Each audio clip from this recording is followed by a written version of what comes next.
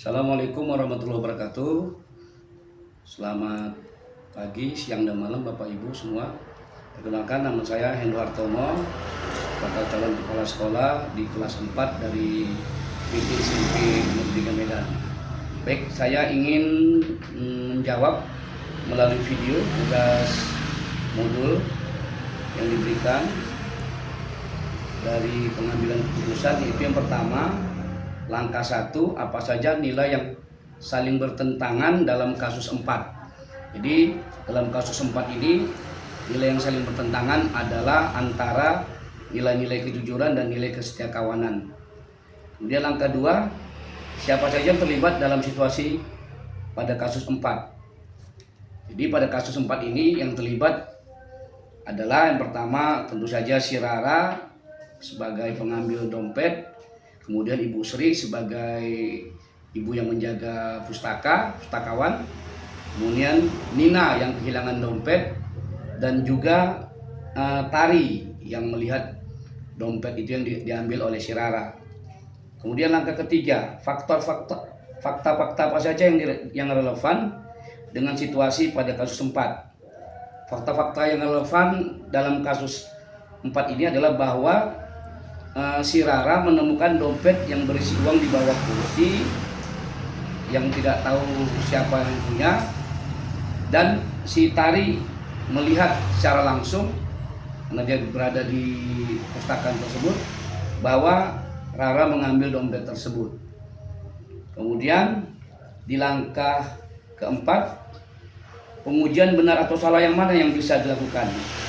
Saya jawab bahwa yang bisa dilakukan yaitu pengujian bahwa Rara melihat dompet yang seharusnya melapor dengan Ibu Sri sebagai pustakawan, tetapi dia belum melaporkannya, diambilnya, dianggapnya sebagai rezeki nomplok. Kemudian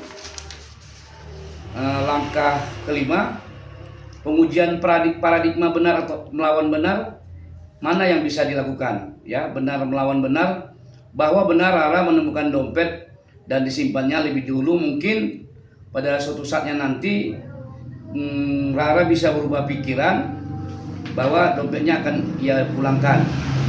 Benar bahwa Tari melihat kejadian tersebut, yang mengambil dompet tersebut adalah si Rara. Kemudian langkah ketujuh, prinsip revolusi yang mana yang bisa dilakukan, yaitu prinsip rasa peduli.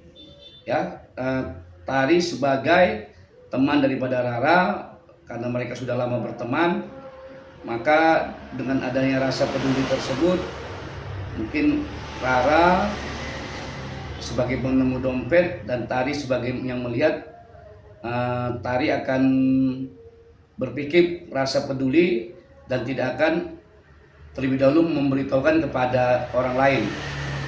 Kemudian yang ketujuh, adakah opsi lain yang lebih kreatif, adil, dan bijaksana yang bisa dilakukan?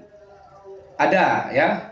Jadi ada opsi lain bahwa Tari ingin menolong Rara dengan tidak memalukannya, yaitu dengan cara terlebih dahulu melaporkannya kepada Bu Sri sebagai penjaga pustakawan.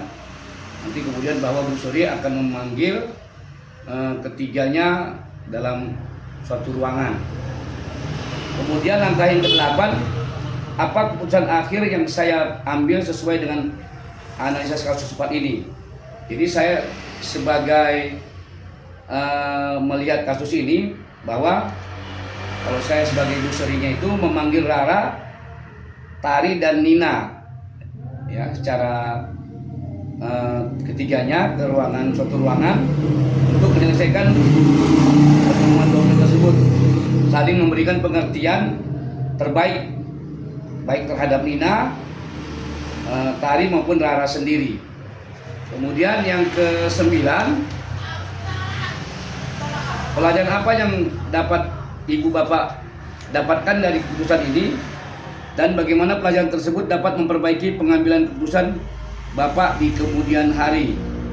Baik, pelajaran yang saya dapatkan dari kasus 4 ini bahwa dalam pengambilan keputusan ini bahwa kita ketahui bahwa setiap anak itu pasti memiliki kesalahan.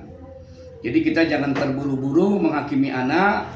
Kita lihat dulu bagaimana situasinya yang berkembang. Kita lihat dalam berbagai aspek bagaimana kelemahan dan kekurangan. Baru kemudian kita ambil keputusan, ya, dengan memperbaiki pengambilan keputusan di kemudian hari, bahwa kita atau saya berpendapat, ya, untuk pengambilan keputusan yang penting terhadap anak, kita jangan terburu-buru menyelesaikannya. Kita panggil pihak-pihak terkait sehingga pengambilan keputusan dapat adil bagi semuanya. Baik, demikian yang bisa saya sampaikan dalam tugas ini. Lebih dan kurang saya mohon maaf. Assalamualaikum warahmatullahi wabarakatuh. Selamat pagi, siang, dan malam. Assalamualaikum.